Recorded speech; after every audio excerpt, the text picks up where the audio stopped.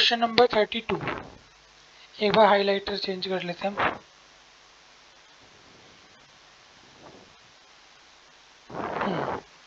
The poisoning cause by organo, जो poisoning cause होती है किससे? ऑर्गेनो फॉस्फोरस कंपाउंड के द्वारा। वो इफेक्टिवली काउंटरएक्ट, ये जो है हमारा काउंटरएक्टेड किसके द्वारा होती है? काउंटरएक्टेड का मतलब क्या होता है? काउंटरएक्टेड का मतलब होता है एक तो पॉइजन है, उसे कम करने के लिए दूसरा सब्सटेंस दिया जाता है, उसे क्या बोलते हैं हम? काउंटरएक्ट करना। जैसे सुना होगा इनकाउंटर करना, और काउंटरएक्ट सेम वे है कि इनकाउंटर करने का मतलब है कि कोई असामाजिक तत्व है, उसका जो आतंक है बढ़ता जाता है तो उसे इनकाउंटर करके क्या कर देते हैं? रोक देते हैं। इसी तरह कोई ड्रग्स है, उसका टॉक्सिसिटी बढ़ती जाए तो उसे उसके काउंटरएक्ट में क्या दूसरी मेडिसिन देते हैं जो उसके इफेक्ट को क्या कर देती है? कम। इनकाउंटर मार ही देते हैं बिल्कुल उसे। काउंटरएक्ट भी क्या है? उसके इफेक्ट को नलीफाई कर देती है, फिर उसका होना या ना होना क्या हो बराबर है। तो इस तरह से पॉइजनिंग होती है किससे? ऑर्गेनो फॉस्फोरस कंपाउंड से। उसमें काउंटरएक्ट किससे होता है इजिली? ये होता है हमारा प्रेलोडॉक्सिन से। ये एट्रोपिन डेरिवेटिव है। कौन सा डेरिवेटिव है? एट्रोपिन।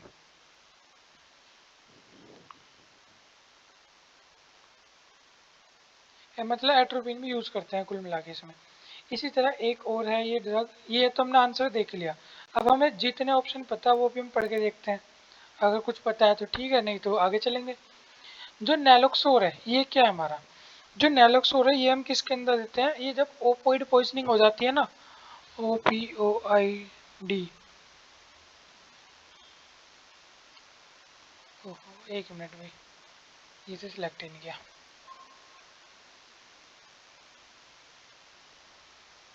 ओपोइड,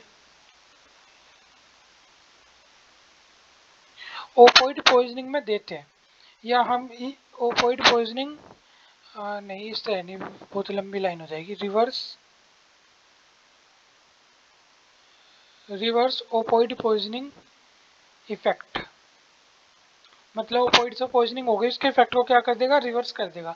मतलब क्या हो गया? काउंटरएक्ट कर देना। मुझे उम्मीद है सबको दिख भी रहा होगा, समझ भी आ गया होगा।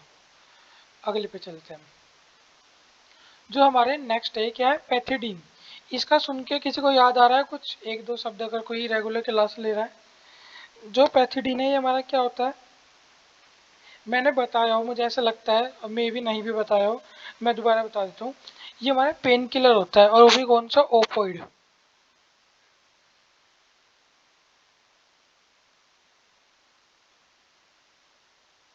ये क्या है हमारा? ओपोइड पेन किलर है। और ये किस में दिया जाता है? मेरी बात भी सुनते रहना, जो मैं लिख रहा हूँ वो तो है इम्पोर्टेंट, साथ में मैं कुछ इम्पोर्टेंट चीज़ बोल भी रहा हूँ। जो ओपोइड पेन किलर है ये हमारा पैथिडीन, ये किस में दिया जाता है? अब नहीं दिया जाता है, दिया जाता था, अब तो इसकी जगह और भी ड्रग्स आ चुकी हैं। जब कोई भी मदर है वो किसी बेबी को बर्थ देती है तो उस समय पे पार्चुरेशन बताया था मैंने, इसे क्या बोलते हैं? बेबी को बर्थ देने को क्या बोलते हैं हम? पार्चुरेशन। जन्म देने को किसी भी बच्चे को, तो उस दौरान हम ओपोइड पेन किलर देते थे, पैथिडीन। ये हमें पता लग गया। चलो अब ये नेक्स्ट है इसके अंदर चारकोल। चारकोल क्या है? एंटीडोट है, तो मतलब ये तो हमें पता ही होना चाहिए। किसी को अभी तक नहीं पता था तो आज से नोट कर लो। ये तो इतना ऐसे पता होना चाहिए तुम्हें जैसे तुम्हें अपना नाम पता हो, जो कभी भूलने वाली बात है ही नहीं। इसी तरह एंटीडोट क्या है? मोस्ट कॉमनली एक्टिवेटेड चारकोल तो है ही। Which one of these is, ये दोबारा आ गया, contraindicated in active tuberculosis. इसके ओ सॉरी, अब काउंटर एक्ट नहीं है, ये काउंटर एक्ट था, मैंने ध्यान से नहीं पढ़ा हल्कस में। विच one of these is counter indicated? Counter indicated का मतलब है नॉट सुटेबल, या हम इसे सिंपल भाषा में क्या बोल सकते हैं? सुटेबल नहीं है, इसका मतलब हार्मफुल होगा। हार्मफुल। इसके अंदर से जो एक्टिव ट्यूबरक्लोसिस मतलब टीबी के अंदर क्या देना ठीक नहीं होगा, या सजेशन नहीं दिया जाता। क्या होता है हमारा? हाइड्रोकोर्टिसोन। ये क्या होता है मैं बस एक लाइन में बताता हूँ, बाकी आप सब समझ जाओगे सिर्फ नाम से ही। ये एक स्टेरॉयडल ड्रग है, इससे क्या हमारे हार्मोन इतने ज़्यादा इनबैलेंस हो जाते हैं और ट्यूबरक्लोसिस में इम्यूनिटी वैसी वीक रहती है, तो ये इसलिए नहीं दिया जाता उसके अंदर। बाकी जो हमारा मतलब ये क्या है, स्टेरॉयडल ड्रग है। तो स्टेरॉयडल ड्रग टीबी में देखिए हमारी इम्यूनिटी को इफेक्ट भी कर सकता है, उल्टा ऑटो इम्यून डिजीज का भी क्या हो सकता है, बॉडी के अंदर कारण हो सकता है, इसलिए नहीं दे सकती। जो हमारा ये है INZ, ये टीबी के अंदर दी जाती है मेडिसिन, बहुत फेमस है, आइसोनियाजिड, अब याद आ गया होगा सबको, रिफेम्बिसिन, आइसोनियाजिड। एक ये है पावा, ये भी दी जाती है। मतलब इसकी जो फुल फॉर्म है ना, बहुत ज़्यादा इम्पोर्टेंट है। तो इसकी हमें फुल फॉर्म भी पता होनी चाहिए। इसकी फुल फॉर्म क्या है, पैरा अमीनो बेंजोइक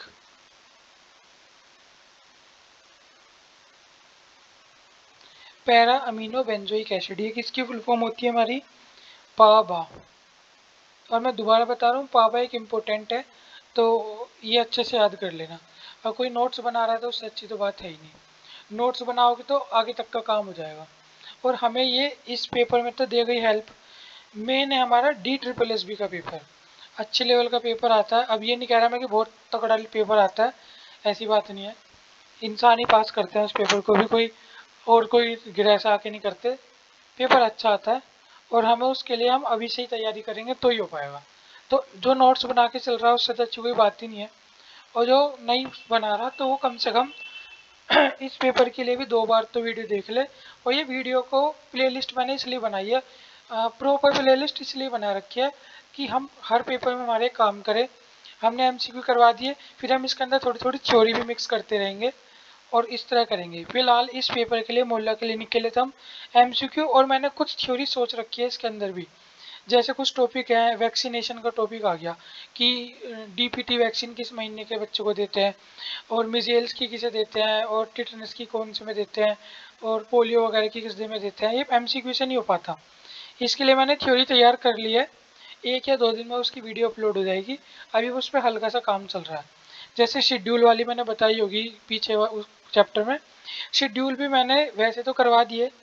अब मैं एक लाइन से A से लेके जहाँ तक की भी शेड्यूल होते हैं Y तक, हम वहाँ तक के शेड्यूल भी करेंगे एक साथ, ताकि ये MCQ में हो तो जाते हैं लेकिन इतना मज़ा नहीं आता ना, एक सीरीज बनती, माइंड में कनेक्शन नहीं बनता आपस में। तो हम इस तरह सीरीज में भी कुछ टॉपिक करेंगे, जैसे एसेंशियल अमीनो एसिड हुआ, चलो बाद में बताएंगे, बहुत बोल दिया मैं। हाँ, पाई पापा का क्या हो गया, para amino benzoic acid. Next question, ये स्पेसिफिक नार्कोटिक एंटागोनिस्ट इज, ये क्या कह रहा है, इनके अंदर से कौन सा स्पेसिफिक नार्कोटिक एंटागोनिस्ट कौन सा है। तो जो हमारा नार्कोटिक एंटागोनिस्ट होता है कौन सा होता है हमारा, नेलोरफिन, और इसका एक नाम से और आता है, ये जो नार्कोटिक एंटागोनिस्ट के नाम से आता है, मिलता जुलती नाम है, यहाँ लिख लेते हैं, यहाँ यहाँ पे लिख लेते हैं, चारकोल में तो कुछ बताना नहीं है, सबको पता ही है। इसका नाम क्या होता है, NALTREXONE,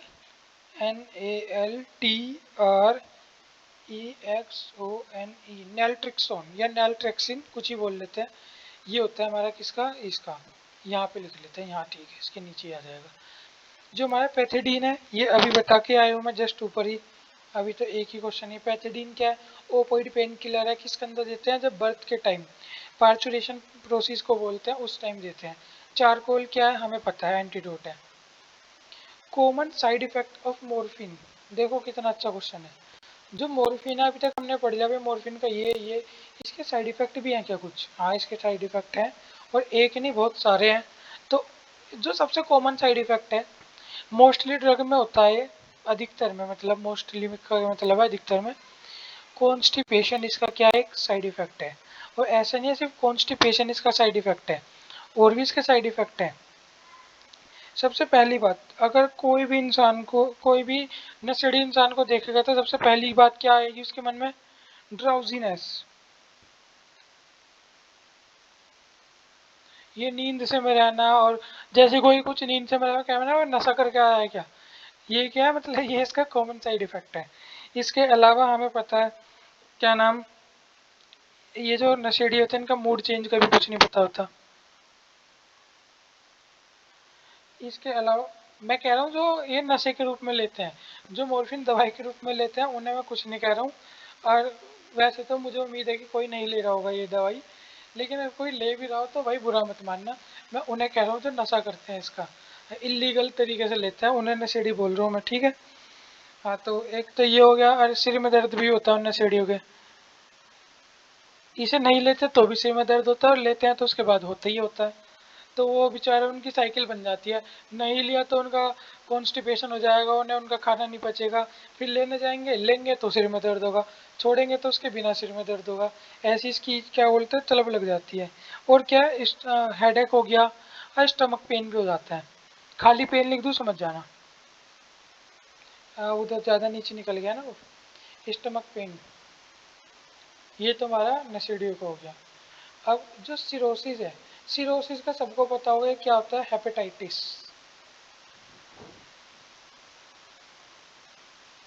मैंने हेपेटाइटिस बताया था, कैसे हम इसके वर्ड को डिकोड करते हैं। जो हैपा है इसका मतलब क्या होता है हमारा, लीवर। और जो टाइटिस है इसका मतलब क्या होता है, टाइटिस का मतलब होता है लीवर, हाँ इन्फ्लेमेशन। तो जो लीवर के अंदर इन्फ्लेमेशन होती है उसे क्या बोलते हैं, हम सिरोसिस बोलते हैं। सिरोसिस एक सिंपल बीमारी है, लीवर खराब हो जाना, लीवर के अंदर सूजन आ जाती है, सॉरी। विसरल पेन क्या होता है, एक तो नॉर्मल पेन होता है जो हमारे, जब स्कूल में किसी सर जी ने डंडा मार दिया हाथ पे, दर्द होता है बहुत देर तक, चीस मारती है, एक तो वैसा पेन होता है। एक विसरल पेन होता है, इसे डीप पेन भी बोलते हैं, मतलब जो गुम पेन बोलते हैं इसे, जिसे गुम चोट लगती है उसे ही होता है। डीप पेन मतलब एक अंदर से जो पेन होता है उसे बोलते हैं विसरल पेन। जो विसरल हमारी स्मूथ मसल सेल्स के आसपास होता है, तो जो अंदर से पेन होता है ना उसे विसरल पेन बोलते हैं। मेरे ख्याल से मैं समझा नहीं पा रहा हूँ ढंग से। जो इंटरनल ऑर्गन है उनके अंदर होने वाले पेन को क्या बोलते हैं हम, विसरल पेन बोलते हैं। जैसे स्टमक है, उसके इनर लाइन में स्मूथ मसल सेल्स होती हैं, यहाँ से जो पेन निकलता है उसे क्या बोलते हैं हम, विसरल पेन। विसरल ऑर्गन सबको पता है, विसरल ऑर्गन में होने वाले पेन को विसरल पेन बोलते हैं। नॉर्मली भाषा में से डीप पेन भी बोल देते हैं। मुझे उम्मीद है अब आ गया होगा समझ।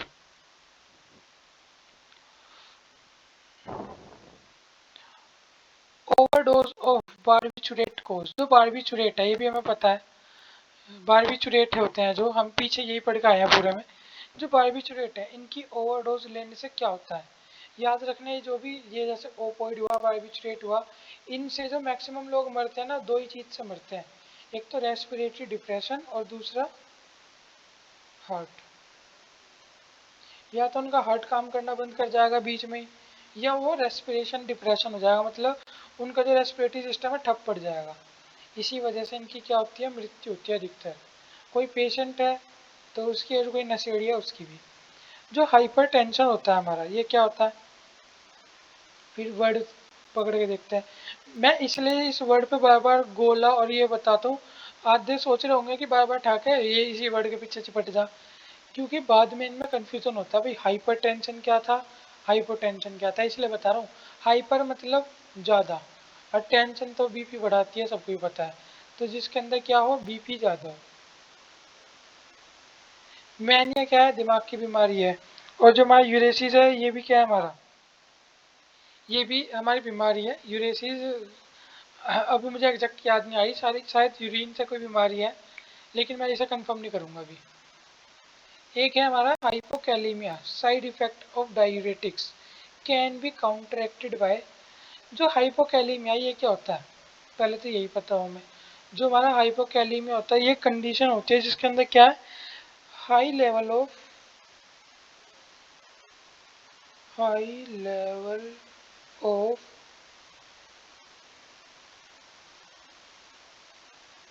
High level of potassium in body. अगर हमारी बॉडी के अंदर, या ब्लड लिख सकते हैं बॉडी के, अच्छा ब्लड चाहिए ज़्यादा। अगर हमारी बॉडी के अंदर या ब्लड के अंदर पोटेशियम लेवल हाई है, और साइड इफेक्ट है कि डायूरेटिक्स का मतलब यूरिन फ्लो बढ़ा हुआ है, तो इसे काउंटरैक्ट करने के लिए क्या दिया जाता है, इसे काउंटरैक्ट करने के लिए हमें क्या दिया जाता है, पोटेशियम क्लोराइड, KCl। फॉर्मूला तो इसका सबको पता ही है, ये लिखवाना टाइम वेस्ट ही होगा, फिर भी लिख लो। जब ये एल स्मॉल है,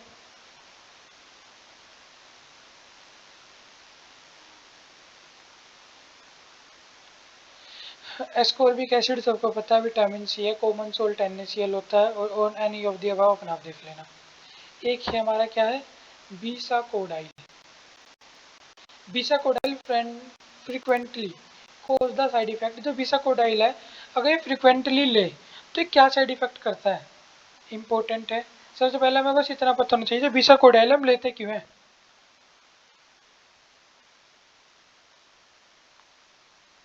बहुत से लोगों को पता होगा क्योंकि किसी ना किसी के घर में कोई ना कोई इंसान पक्का ऐसे लेते ही होगा रेगुलरली। तो उन्हें ये सलाह देता हूँ मैं दोबारा कि ये जितनी जल्दी हो सके इसकी आदत तो बिल्कुल छोड़ दो। और किसी को मतलब बहुत ज़्यादा कॉन्स्टिपेशन होता है, अगर ये वो कॉन्स्टिपेशन ना रिमूव हो तो उसे क्या होता है, पाइल्स मतलब जिसे क्या बोलते हैं, बवासीर बोलते हैं। और ये फिस्टुला वगैरह, और फिशेज बोलते हैं फ्राइसिस, पाइल्स और फिस्टुला की प्रॉब्लम होती है, फिस्टुला ही बोलते हैं उसे। हाँ, इसकी प्रॉब्लम हो जाती है अगर कॉन्स्टिपेशन ठीक ना हो।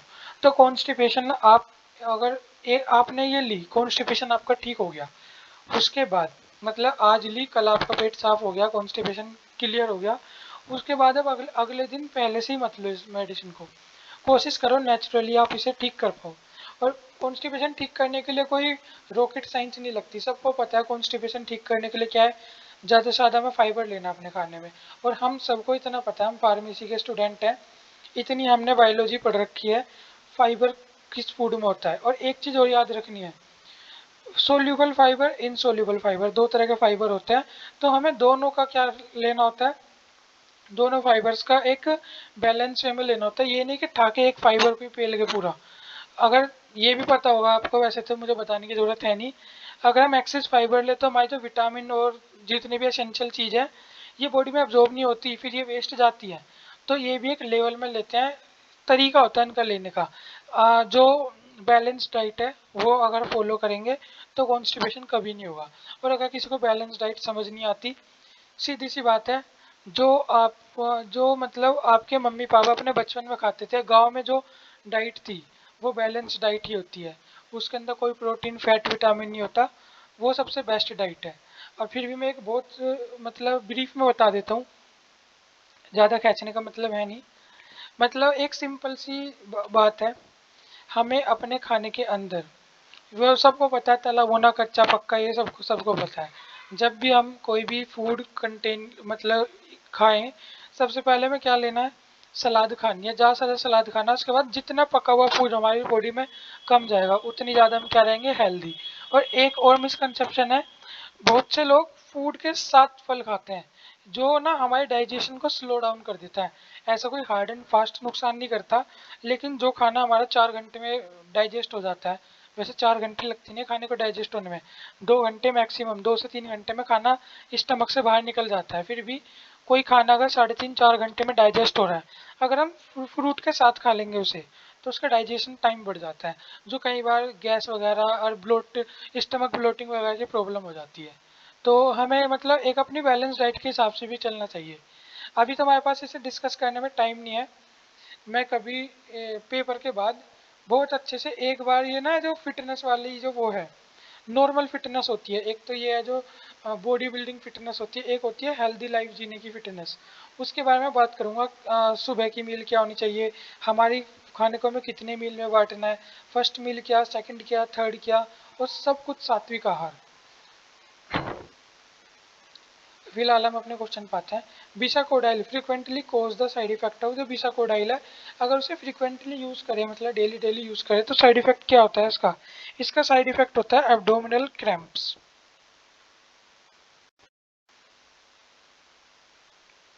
एब्डोमिनल क्रैम्प सब समझते हैं, एब्डोमिनल मतलब पेट, क्रैम्प्स मतलब पेन, पेट में फिर अकड़न, क्रैम्प्स का मतलब अकड़न होता है वैसे ज़्यादा अच्छा। तो जो पेट वाला हिस्सा है ना उसके अंदर अकड़न होनी स्टार्ट हो जाती है, ऐसा लगता है कि इसने तो बस मिक्सी सी चला दी अंदर जाके। फिर थोड़े दिन बाद ये गोली असर करना कम कर देती है, फिर लोग क्या करते हैं, एक की जगह 2 गोली, 2 की जगह चल 3 ले ले कोई बात नहीं, इस तरह बढ़ा देते हैं जो ठीक नहीं है। अब बाकी ऑप्शन भी देख लेते हैं। नोजिया उल्टी आने की फीलिंग, स्किन रैशेज, दांत खाद खुजली, डिजीनेस, जो भी मैंने ड्राउजीनेस लिखवाया था ना वही होता है ये, कहाँ गया वो, ये ड्राउजीनेस लिखवाया था ना इसके अंदर, यही होता है डिजीनेस, मतलब वो नींद सी आए, नींद आए से लोगों में जो वो। Generally food poisoning is caused by microorganism. जो जनरली फूड पॉइजनिंग होती है ना, किस माइक्रो ऑर्गेनिज्म से होती है? फूड पॉइजनिंग हमें पता है वैसे जनरली माइक्रोब से भी होती है, पैरासाइट से भी होती है, बैक्टीरिया से भी होती है, वायरस से भी होती है। लेकिन जो नॉर्मली होती है वो किससे होती है? सैल्मोनेला टाइफी से होती है। सैल्मोनेला टाइफी की ये टाइफाइड का भी एक चहेत है। टाइफाइड का भी क्या है? बैक्टीरिया का नाम है सैल्मोनेला टाइफी। इस तरह से क्लोस्ट्रीडियम टिटेनिया किसका होता है? टेटनस का होता है।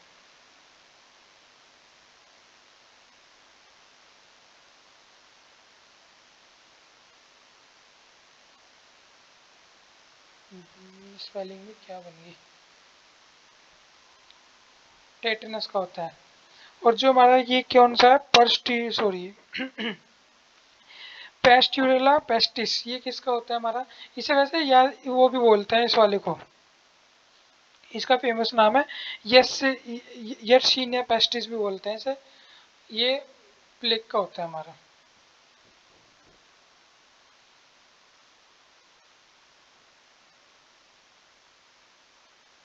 इन इन्फेंट्स, देखो ये भी एक इम्पोर्टेंट क्वेश्चन है, इसके तो मैं यहाँ भी कलर करता हूँ।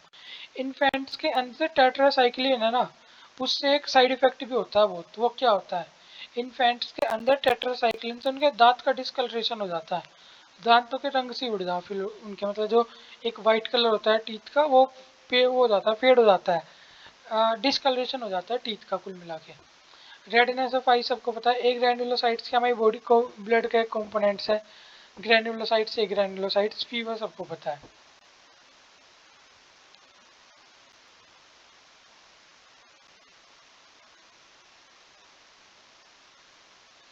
Which of these is often combined with gentamicin to treat pseudomonas infection? ये कह रहा है इसके अंदर से किसको जेंटामाइसिन के साथ दिया जाता है जिससे हम क्या कर ले? सूडोमोनास इन्फेक्शन को ट्रीट कर सकते हैं। जेंटामाइसिन के साथ हम किसे दे जिससे सूडोमोनास इन्फेक्शन है उसे ट्रीट करने में हेल्प मिलती है, ट्रीट करते हैं? ये देते हैं हम कार्बेनिसिलिन। एम्पिसिलिन एंटीबायोटिक होती है, सबको पता है। एक बार ये बैक्टीरिया होता है सूडोमोनास इन्फेक्शन, ठीक है। ये हमारी बाकी सब क्या है सब एंटीबायोटिक ही, लेकिन हम जेंटामाइसिन को इसके साथ यूज करते हैं कार्बेनिसिलिन के। Mercurials produce their toxicity by reacting with. जो मर्क्यूरेल्स है ये प्रोड्यूस करता है इनकी टॉक्सिसिटी किसके साथ रिएक्ट करके? कार्बोक्सिलिक ग्रुप के साथ, डबल बॉन्ड के साथ, सल्फा हाइड्रोल ग्रुप के साथ या अमीनो ग्रुप के साथ। ये जो अपनी टॉक्सिसिटी रिएक्ट करता है किसके साथ करता है हमारा? Sulfhydryl group, sulphur containing group होते हैं। सल्फर कंटेनिंग ग्रुप क्या हमने कई बार पढ़ लिया, इनका यूज क्या होता है? अमीनो ग्रुप भी पता है हमें, डबल बॉन्ड भी पता है, कार्बोक्सिलिक ग्रुप भी पता है। सल्फर ड्रग कंटेनिंग हमारे बहुत सारे एंटी कन्वर्जेंट में यूज होती है, जिसे नहीं पता। सल्फर ड्रग हम कहाँ करते हैं? हम एंटी कन्वर्जेंट ड्रग के अंदर भी यूज करते हैं। एक और इम्पोर्टेंट क्वेश्चन, थियोपेंटेन सोडियम क्या है? ये सब बारबिचुरेट्स हैं, लेकिन थियोपेंटेन कौन से वाला है?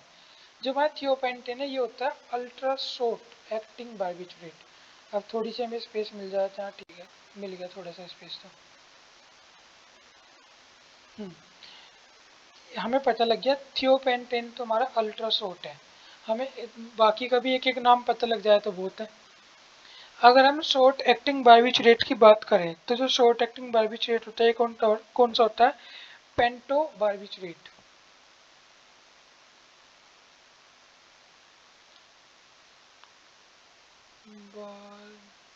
बारबिटोल, पेंटो बारबिटोल बोल देते हैं। ये हमारा हो गया। अगर हम long barbiturate, long acting barbiturate की बात करें, ये कौन सा होता है हमारा? ये बहुत फेमस है, फिनोबार्बिटोल।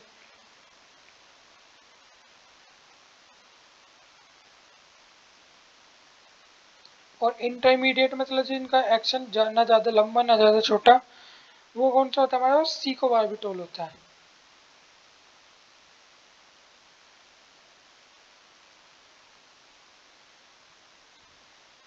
ये हमारे सारे क्या हो गए? बारबिचुरेट्स हो गए। इनकी कैटेगरी है, याद होनी चाहिए हमें, कम से कम इतना तो याद होना चाहिए। बारबिचुरेट 4 कैटेगरी में आता है, अल्ट्रा शॉर्ट, शॉर्ट, इंटरमीडिएट और लॉन्ग एक्टिंग। नेक्स्ट, जो डिफेक्टिव यूरिन मेटाबॉलिज्म है ये मे लीड टू जो प्यूरिन मेटाबॉलिज्म है डिफेक्टिव, ये कौन सी बीमारी करता है हमें, तो ये हमें पता होना चाहिए हमें कौन सी बीमारी करता है, गाउट। एक चीज और इसके अंदर ही, बहुत से लोगों को ना गाउट और अर्थराइटिस एक ही लगता है, तो मैं एक इसका शॉर्ट फॉर्म में बता रहा हूँ, मतलब बताने क्या चाहूंगा। जो गाउट होता है ना, इसके अंदर तो हमारे जॉइंट्स के अंदर यूरिक एसिड प्रोडक्शन होता है, यूरिक एसिड लिख रहा हूँ। सेम है भाई, घुटने में दर्द होता है, हड्डियाँ कमजोर होती है, और जो वो है जॉइंट्स है ना, मोड़ने में दिक्कत होती है, वो तो दोनों में ही होती है। गाउट के अंदर यूरिक एसिड फॉर्मेशन होता है, इसलिए इसके उस हिसाब से इसमें दवाई दी जाती है। और अर्थराइटिस एक तरह का ऑटोम्यून डिजीज है।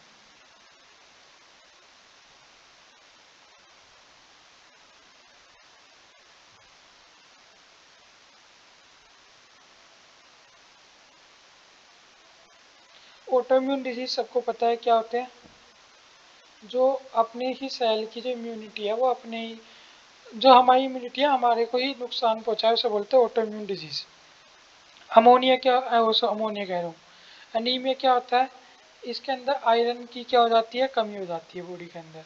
और जो हमारे स्पोन्डोलाइट्स होता है, ये कुछ नहीं होता, ये इन्फ्लेमेबल अर्थराइटिस होता है।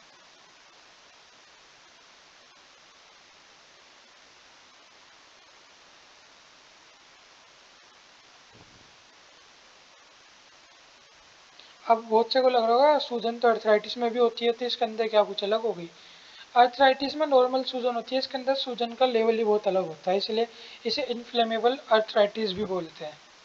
एक नेक्स्ट और अच्छा क्वेश्चन, जो डेथ होती है due to cyanide poisoning, result from जो डेथ होती है साइनाइड पॉइजनिंग की वजह से, उसका रिजल्ट क्या होता है, साइनाइड हीमोग्लोबिन कॉम्प्लेक्स बन जाता है, इनहिबिशन ऑफ साइटोक्रोम ऑक्साइडेज, ये माइल न्यूट्रिशन न्यूट्रिशन इसका एक कारण है, या कोई नहीं। तो इसके अंदर क्या हो जाता है, इनहिबिटेशन हो जाता है साइटोक्रोम का, साइटोक्रोम ऑक्सीडेज का क्या हो जाता है, प्रोडक्शन बंद हो जाता है, जिस वजह से इंसान का जो रेस्पिरेशन सिस्टम है ठप पड़ जाता है।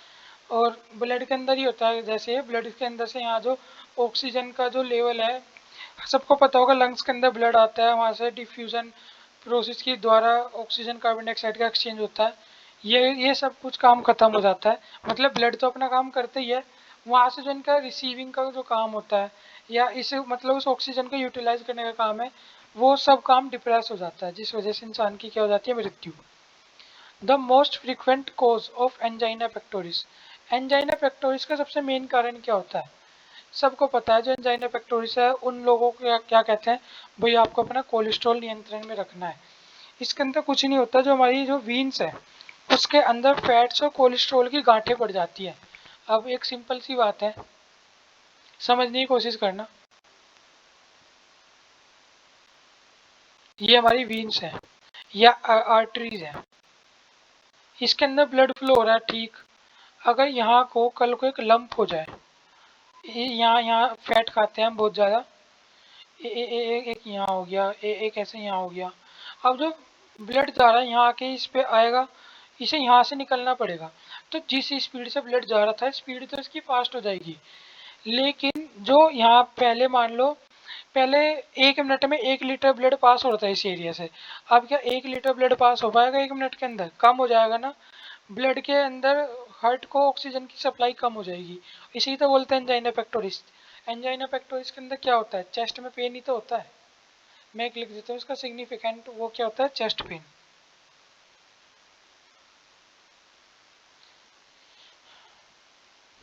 और धीरे धीरे जब ये ऐसे हो जाएगा, ये एक गांठ यहाँ पड़ गई, एक यहाँ पड़ गई, ये जिस दिन गांठ आपस में मिल जाएगी उसी दिन यहाँ क्या है, ब्लड का फ्लो रुक जाएगा, और उसी दिन मान लो यहाँ की जो सेल है खत्म, मतलब ब्रस्ट होनी।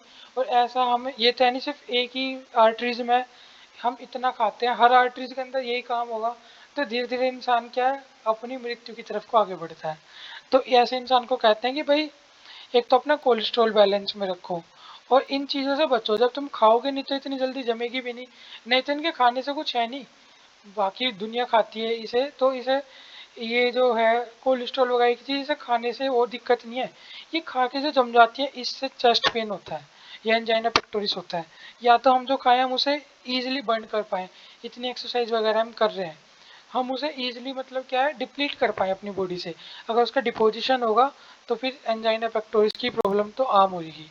और इसी में क्या होता है, इरेगुलर हार्ट बीट।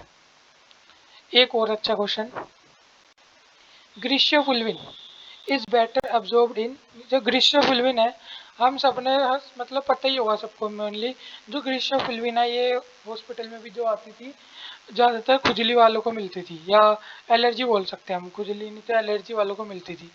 ये डॉक्टर इसके साथ कुछ लिखता था कि टेक विद दिस, पानी के साथ भी ले लेते हैं, ऐसी कोई बात नहीं है। लेकिन जो ये लेते हैं ना, इसे दूध के साथ प्रीफर करते हैं बहुत से लोग।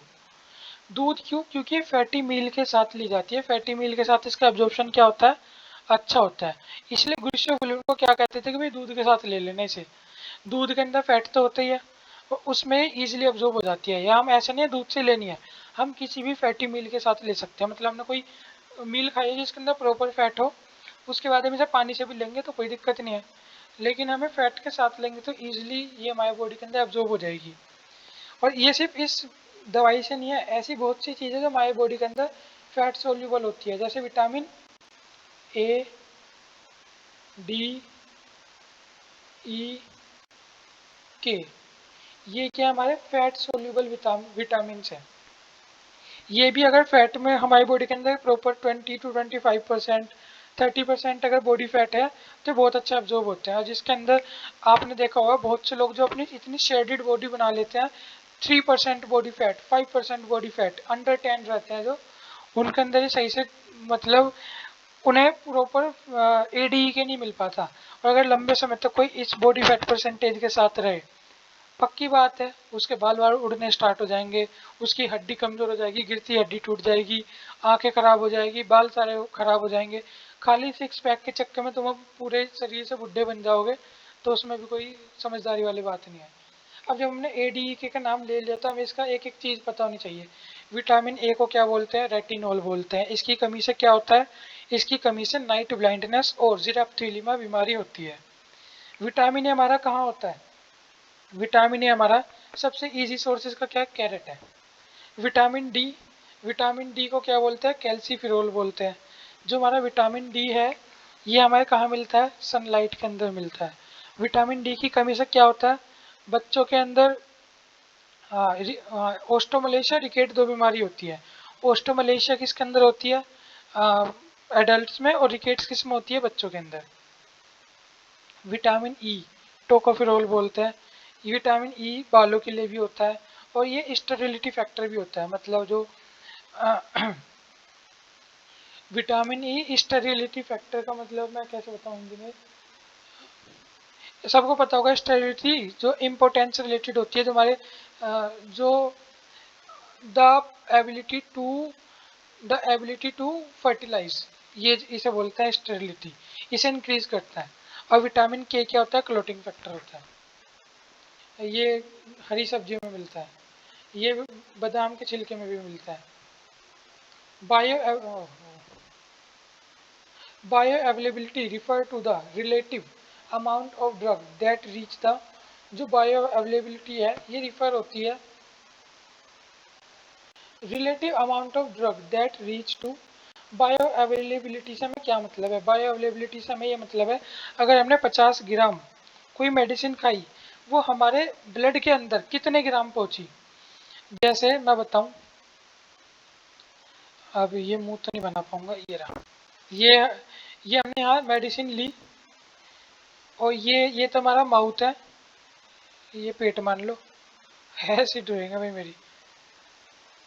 ये हमने माउथ से दवाई ली, यहाँ ये 100% थी,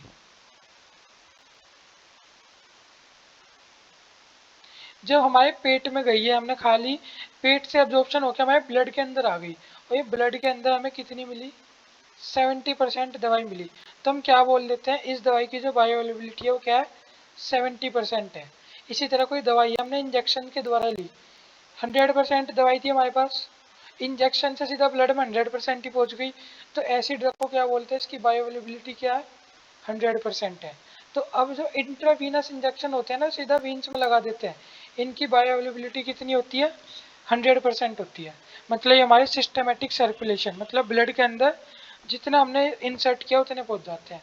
सबसे ज़्यादा बायोअवेलेबिलिटी इंजेक्शंस में होती है, और इंजेक्शन के अंदर भी किसके अंदर होती है, इंट्रावीनस इंजेक्शन के अंदर। तो इसका आंसर देख लेते हैं हम।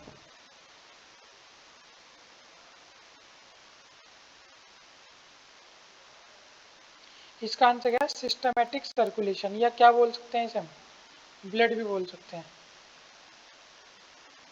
कोई भी बायोअवेलेबिलिटी रिफर करती है रिलेटिव अमाउंट ऑफ ड्रग जो कहाँ रीच हुआ, ब्लड के अंदर, इसी बायोअवेलेबिलिटी बोलते हैं। तो भाई आज की क्लास यहाँ पे ख़त्म हुई, और हमारे पास टाइम कम है। हम भी अब इसकी धीरे धीरे जो अपनी वो है इंटेंसिटी वीडियो की वो बढ़ेगी, और मैं कुछ थ्योरी भी प्लान कर रहा हूँ। मतलब ये नहीं कि थ्योरी पढ़ाऊँगा पूरी बैठ के, तो हमारे पे इतना टाइम नहीं है थ्योरी पढ़ने का, लेकिन कुछ जो टॉपिक है जो हम ज़्यादा अच्छे से एमसीक्यू के बेस पे नहीं कर सकते कवर, उन ये लास्ट क्वेश्चन था जिन्हें जाना वो जा भी सकता है। अब तो मैं वैसे ही बात कर रहा हूँ बस, जो हमारे जो टॉपिक है ना कुछ जो हम वैसे नहीं कर सकते, मतलब एमसीक्यू बेस पे इतना अच्छे से नहीं होते यार, कवर नहीं होते। अब ऐसा तो नहीं इस बार ये एमसीक्यू आ गया अगली बार भी यही आएगा, उस टॉपिक से दूसरा भी पूछ सकता है। इस बार पूछ लिया कि मिजेल्स किस ईयर तक के बच्चे को देते हैं, अगली बार डीपीटी पूछ ले, डीटीपी पूछ ले, या टिटेनस पूछ ले, तो हमें मतलब वैक्सीनेशन टॉपिक करना है, तो हम किसी भी एक एमसीक्यू से थोड़ी ना करेंगे, हमें टॉपिक का पूरा आइडिया लेना पड़ेगा। तो ऐसे कुछ टॉपिक है, अमीनो एसिड है, एसेंशियल कौन सा है, नॉन एसेंशियल कौन सा है, तो इसके ऊपर एमसीक्यू भी है। और एक मतलब एक छोटी सी थ्योरी सेशन भी आएगा जिसमें हम सारे शेड्यूल पढ़ेंगे, और ये essential non essential amino acid पढ़ेंगे। छोटी छोटी वीडियो में थ्योरी टाइप भी बीच बीच में डाल दूंगा मैं, क्योंकि ये भी ज़रूरी है। हमें पेपर तो हर हालत में निकालनी है, तो जितना हम पे हो सकेगा हम उतनी तैयारी करेंगे। और बस आज के लिए इतना ही, थैंक यू।